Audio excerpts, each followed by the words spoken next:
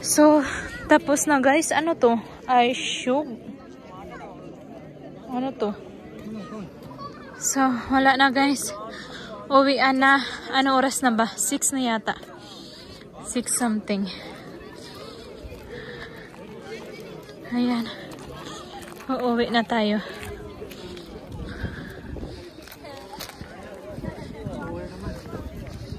Sobrang lamig guys. Sobrang lamig na.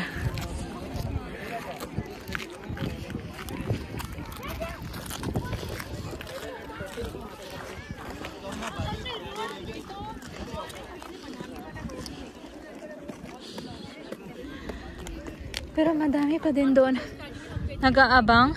Ayan na yun. Pero kami ay uuwi na. Sobrang lamig na guys. So much cold na. Yeah. It's okay. Huh. Oh, madami pa ring tao oh.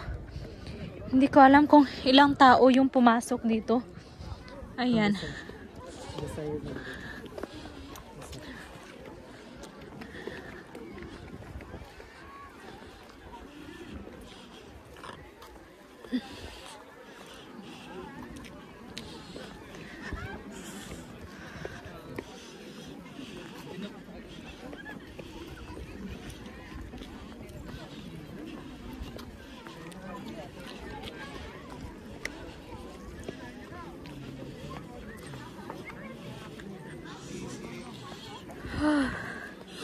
Parang yung ilong mo is pumapasok yung hangin. Yung parang sobrang lamig, parang nanunuyo. Parang ibang klaseng hangin.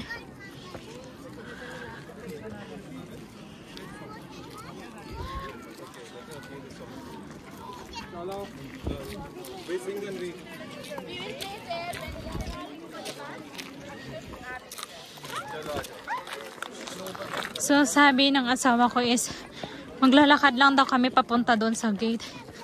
Pero hapon na kasi. So 2 hours kaming bababa dito. From Nandi Hill to city. Pababa is 2 hours kami magbiyahe.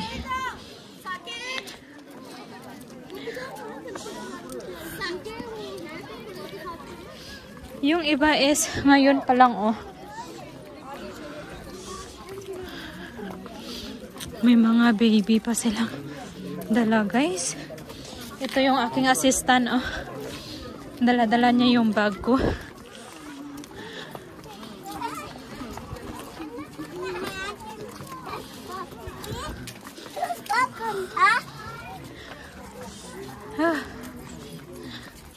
Kawawa man yung anak nila guys. Naliliit pa oh.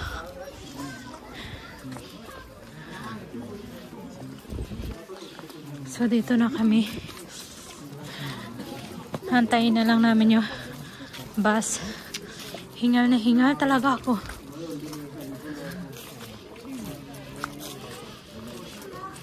Oh, they have this one. Photographer.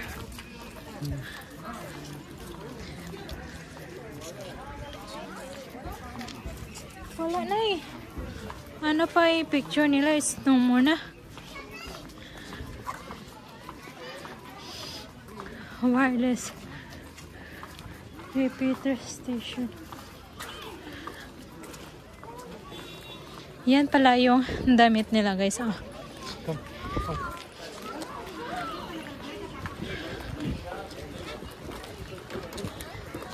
Quick, quick. Quick, quick. Ha. Hila-hila na naman tayo nito guys. Fast daw.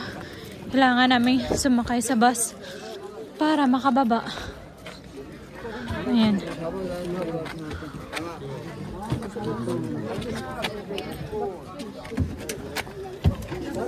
Ano guys? Wala na magkasya. Hindi na magkasya. Nakatayo na lang yung iba. kasi ano na, uwian na.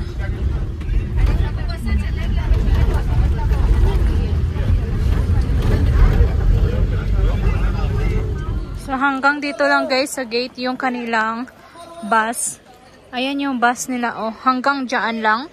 Tapos maglalakad na kami palabas. Mga 6, ano na? Ano oras na? 6:25 na guys. 6:15 sunset. So ngayon, uwian na. Madami ng tao na palabas dito kasi magko-close na sila. Hindi ko alam kung ano oras sila magko-close. Siguro exactly 7 sila magko-close.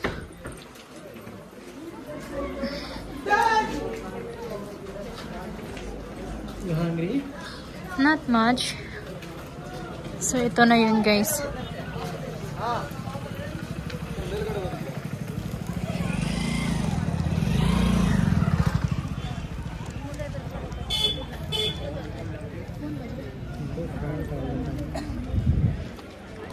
So ayan na siya. Wala na yung sunset. Uwian na. Ayan na. Daming sasakyan. Ito na rin kami.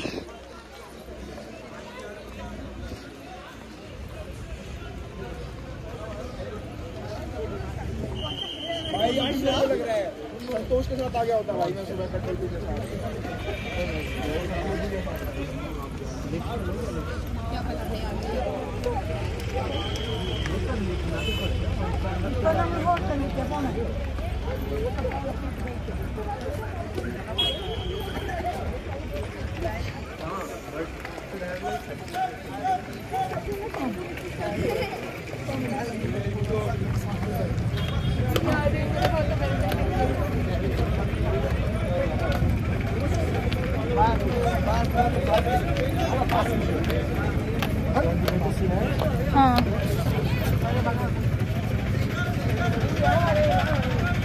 Ang dami na rin dito mga public transport guys, oh.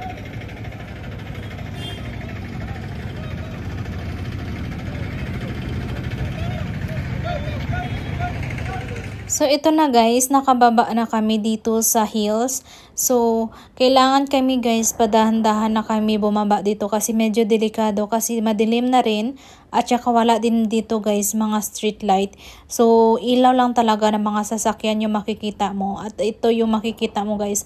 Maganda pa rin siya kasi meron pa rin siyang naiwan doon ng ng sunset, yung parang pula, hindi ko alam kung anong tawag diyan. So maganda pa rin yung view. So madami na rin yung bumababa guys, kaya dahan-dahan lang talaga kami dito at hindi talaga namin guys pinapaandar yung sasakyan namin or yung motor. Kasi kusa naman siya guys ng bababa kasi pababa nga naman siya. So parang parang go to the flow lang kami guys, hindi na namin to pinapaandar. So pinapaandar na lang namin kapag hindi na masyadong tatakbo at saka gumagana naman kasi yung preno niya kahit hindi naman siya paandarin. Medyo delikado lang talaga guys kapag gabi na ganito kasi siya, mga bangin na kasi ito at saka talaga siya guys, forest talaga siya. So wala na talaga sigurong nagpapagabi dito guys na bumaba dito sa galing sa Nandi Hills. So sa ganitong oras guys is unti-unti na rin yun naman yung mga tao na bumababa. So hindi naman siguro tatagal guys yung mga tao doon, is mga around 7 siguro is totally closed na talaga sila. So delikado kasi dito guys kasi minsan may mga wild animals, may mga tiger, kahit sa ganitong lugar guys minsan elephant, yung for the sudden lang sila guys lumalabas tapos nanghaharang sila sa daan. So maganda pa rin yung view dito guys, oh.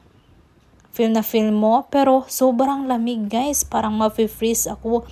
Yung lamig niya ba guys, yung parang sinisip-sip yung yung tubig sa katawan mo.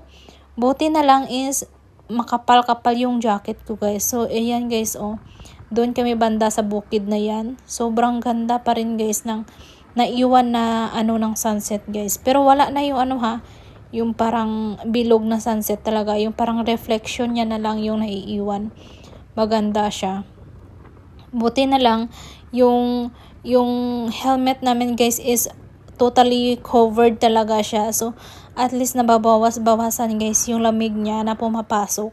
Tapos may jacket ako, so pinapasok ko lang yung kamay ko sa sa bulsa ng jacket ko guys. Actually guys, kapag umaga dito is madami kaming unggoy na nakikita sa daan lang, no. Madami silang unggoy at saka ang wild din ng mga unggoy nila dito guys. Hindi pa naman kami naka-encounter na na parang sasampahan ka or di kaya tatalunan ka ba habang dumadaan ka is bigla lang silang tatalon sa'yo. So wala pa naman kami na experience na ganun guys. So sa point na to guys is merong ibang na nag-overtake, meron namang ibang dahan-dahan lang. Mostly sa mga sasakyan na may mga car guys, ang bibilis nila, pero kami dahan-dahan lang kami. Yung parang sa Pinas din, kaskasero, ganun. Pero ito kasing asawa ko is alam na niya kasi na ayaw kong mabilis. Kasi dati guys, nung bago-bago pa lang ako dito, alam niyo yung humps na parang sa mga pang traffic para mag-slow mo sila. Hindi sila guys nagsuslow mo. Akalain mo parang tatalon ka talaga guys, parang lilipad ka. So one time guys, hindi siya nag-slow mo tapos kasama niya ako. Parang ba guys, parang malalaglag na ako sa motor. So mula noon is galit na galit ako sa kanya. So mula noon guys is nagdahan-dahan na siya. So alam na niya guys kung anong gagawin niya. So hindi ko lang alam kung paano siya mag-drive kapag siya lang mag-isa na hindi ako kasama. So akalain nyo, ang dami pa rin nag-overtake sa amin. At saka yung bukid na to guys is hindi siya lupa. Parang yung bukid nila guys is parang bato. Solid na bato. So in case na mag-landslide or what, hindi naman yata dito guys nag-landslide kasi yung bato talaga nila solid. Hindi siya yung bato na parang nakapatong lang ba, yung parang dikit-dikit talaga, yung parang simento. Oo, natuwa ako dito. Sabi ko, ang ganda naman dito. Sabi ko, yung bukid nila is bato. Solid siya na rock. Hindi siya lupa. Wala ka talaga makikita na lupa guys. So dito banda guys is nakababa na kami. Ito is patag na dito yan guys. At madami ditong nagtitinda ng mga mais, prutas. Actually, kapag hapon guys, mas maraming prutas ka makikita at nagbebenta. Mura lang din. Pero pag ganitong oras kasi guys, gabi is nagsig-uwian na lang. Mga mais na lang makikita mo. Yung parang sinugba na mais ba guys? Yun na lang yung makikita mo dito sa daan. So dito banda is medyo traffic na sa. Kasi madami nang bumaba na mga tao. So ito na nga guys, yung dinner. Nag-dinner na lang kami. Kasi saglitan lang to kasi gutom na ako. Medyo late na kami. So itong asawa ko guys, super supportive. Pinailawan niya pa yung aking video. Yun lang.